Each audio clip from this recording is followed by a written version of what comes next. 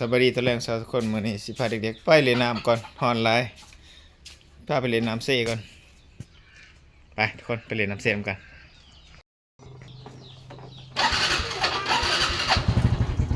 ไปใช้นิ้วนี่ไปอาบน้ำบ่ไปอาบน้ำเด้อไปอาบน้ำทุกคนไปอาบน้ำเซ่ฮอนหลายไปหาเล่นน้ำเซ่ก่อนไปพอกันอยู่ท่าเซ่ทุกคน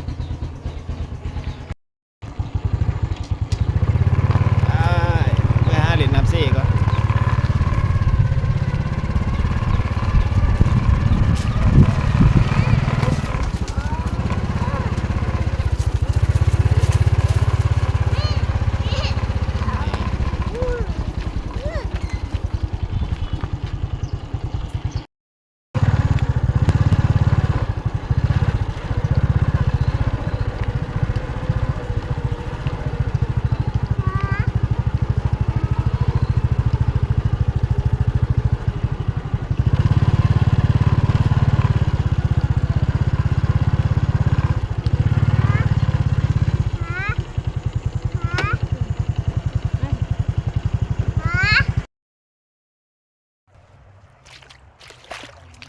มาหอดแรงน้ำเลย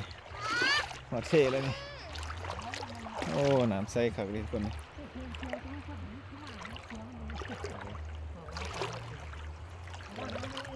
ใสแน่เห็น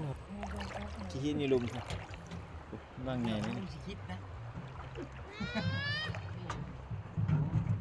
เราคนอาเป็นมะเผาเขาพ่อชอบ เขาใส่ปกเป็นปกเขาหาป่าเนี่ยเป็นปก เดี๋ยวตื้อน้ำตา ลายปกขนาด2 4 6 8 10 12 14 15ปก ไม่ได้กินเนาะไม่ได้กินเนาะ